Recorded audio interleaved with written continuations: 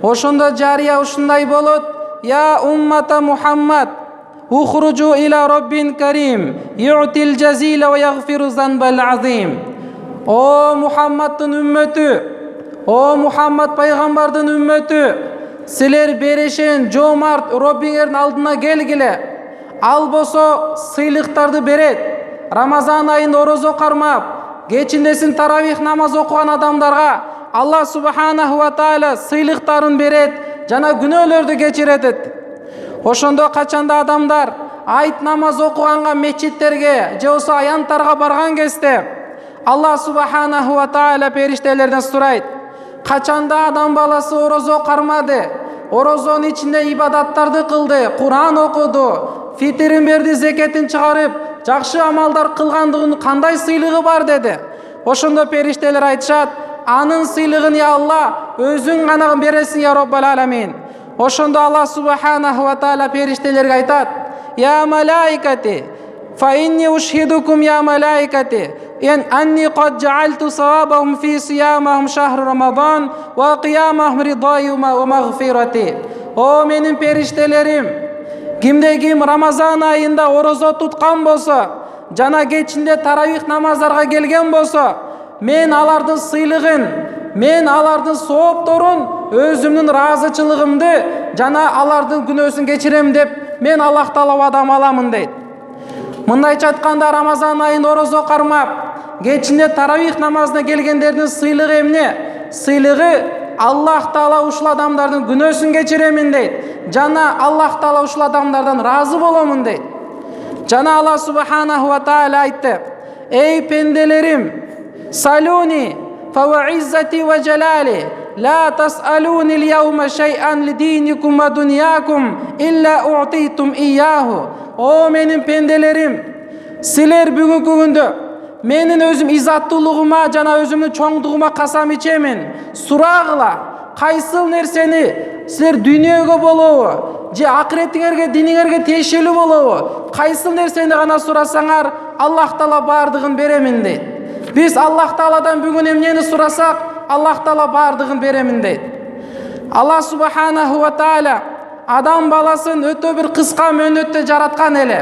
Пайгамбарыбыз саллаллаху алейхи ва саллям айтат: Ми'яру уммати байна ситтина ва саб'ин ва ма ятажавазу ан залика илля қалил. Менин үммөтүмдүн жашай турган мөөнөтү 60 жыл менен 70 жылдын ортосу, андан ашкандар болсо бир аз гана адамдар ашат деген. Болбосо биздин жашай турган мөөнөтүбүз өтө эле кыска экен. Мурунку үммөттөр 500 жыл, 1000 жылдап жашашкан эле. Ушул 60-70 жылдын ичинде биздин 12 жылыбыз балагат менен кетет. Ушул 60-70 жыл өмүрүбүздүн жарымысы уйку менен кетет. Ошонун 10 жылы жумуш менен кетет.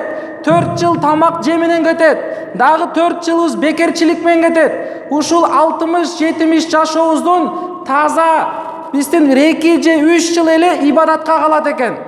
Намазыбызга, окуган Куранга, туткан орозолорго, кылган жакшы ибадаттарыбызга 2 же 3 жыл эле калат экен.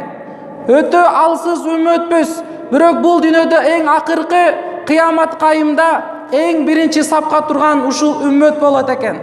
Биз эң сүйүктүү пайгамбар Мухаммад саллаллаху алейхи ва салламдын үммөтүбүз. Ошондуктан урматтуу туугандар, ушул кыска жашоодон бардыгыбыз ибадаттарыбызды кылып калайлы. Алланы разы кылып калайлы.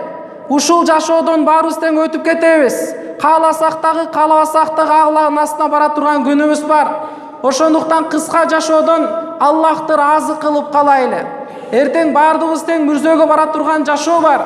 Пайгамбарыбыз саллаллаху алейхи ва саллям хадис мазмунда айтат: Иннакум тамутуна кама танамун.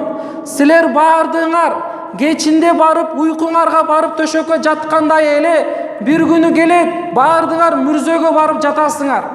Ва тухшаруна кама тастайқизун. Жана эртең менен уйкуңардан ойгонгондой эле бир күн келет, кабырдан баарыңар ойгонуп келесиңер.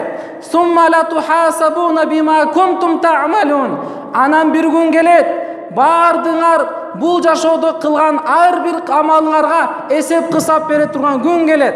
Бул жашоодо эмне, кандай амал кылдың, кандай жашадың, кандай Аллахтын өкүмдөрүн аткардың, Пайгамбардын жолунан кандай жашадың? Кыямат күн келет, ар бир адам өзүнүн кылган амалына жараша эсеп кысап кыла турган күн келет. Анан суммале жаннату набада, аула нару набада. Же анан кийин түбөлүктүү бейишке барасың, же түбөлүктүү тозокко барасың дейт. Ошондуктан урматтуу мусулман бир туугандар, бардыгыбыз тең иншалла бул кыска жашоодо Алланы ыраазы кылайлы. Намаздарыбызды тургузуп кетейли. Кыямат кайымда эң биринчи сурак намаздан болот. Намаздан болот. Ошондуктан ким намазын тургузса, ал динин тургузду. Ким намазын тургузбаса, ким намазын бузса, ал динин бузду. Ошондуктан урматтуу туугандар, бир гана Рамазан айында мусулман болуп, Рамазанда гана жакшылык иштерди кылбастан, буйруса калган 11 айда дагы чыныгы мусулман болойлу. Аллахтын кулу болуп, пайгамбарыбыз саллаллаху алейхи вассаламдын үммөтү болойлу. Адамдарыбызга пайда келтирели. Адамдарга пайда келтирели. Эгерде сиз пайда келтире албасаңыз, жок дегенде зыян келтирбейли. Зыян келтирбейли. Адамдарга жакшылык жеткирейли. Жакшылык жеткире албасак, жок дегенде жамандыкты жеткирбейли. Адамдарды мактайлы. Эгерде ушунчалык мактоо кыла албасаңыз, мактай албасаңыз, анда жок дегенде биз жамандабайлы. Жаман жактарын айтпайлы. Адамдардын жакшы жактарын гана карап, жаман жактарын карабайлы. Ортобузда дайыма ынтымак болсун.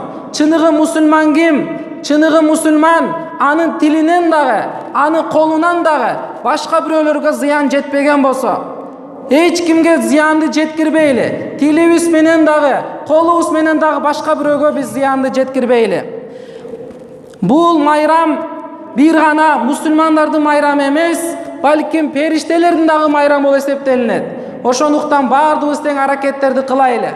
Аалымдарыбыз айткандай, бусуп алып жүрөктү, илип алып мусулман деген сүрөттү, канчалаган күн өттү, канчалаган түн өттү, дүнкүрөткөн жүрөктү, сүттөй актык, жоголтук тактык, бардык жакта күлкү шаттык. Аттиң ай аттиң, бул өтө эле мастык, мастыктан биз эмне пайда таптык? Бир кезде жалгыз Аллах гана бар эле, башка эч нерсе жок эле. Биз көрүп аткан асман, жер, тоолор, суулар, эч нерсе жок эле. Жалгыз Аллах гана бар эле. Бир күн келет, жалгыз Аллах гана калат. Калган бардык нерсе жок болот. Асмандагы жылдыздар сапырылып түшөт, жер токтойт, эч ким, эч нерсе калбай турган күн келет. Ошондо жалгыз Аллах гана калат. Эй адам баласы, эй мусулмандын жамааты, эмне үчүн ушул күндү ойлобойсуң? Бассаң, турсаң, ааламга көңүлдү бурсаң, көмөскөдө эмес го айланан көгөргөнү, көмөскөдө эмес го атаңдын, энеңдин, бир тууганыңдын өлгөнү. Аалымдар жасат, жасканы жүрөктү жарат, дос балтадай кесип айтат, душман шекердей таттуу айтат. Айтылган сөз этиң эмес сөңө жетсин, түбү барып жүрөң түпкүрүнө жетсин. Ар бир мусулман, ар бир Аллахтын кулумун деген, ар бир пайгамбардын үммөтүмүн деген мусулман өзүмдү да, үй бүлөмдү да, бүткүл үммөттү бейишке алып кетем деп жүрөктөн четсин. Бардыгыбыз тең иншалла чыныгы мусулман болуп жашайлы, Аллахтын кулу болуп жашайлы. Рамазан айында канча жакшы ибадаттарды кылган болсок, калган 11 айда дагы Аллахтын чыныгы мусулмандары болуп, ортобузда ынтымак болуп, бири-бирибизге жакшылыктарды каалайлы. Арабтарда айткан сөзү бар: "Куллу ам ва антум би хайр", жыл бою силер жакшылыкта болгула дейт. Жараткан Кудай Таала тагдырыбызга көптөгөн Рамазандарды жазган болсун. Эмки Рамазанга чейин бардыгыбызды сат саламатта, ден соолукта, иманда, таквачылыкта Аллахым баарыбызды жеткирген болсун. Аллах Таала баарыбыздан кабыл кылып, эми сөз ушул мечит имамы Илаз Дамылага берели.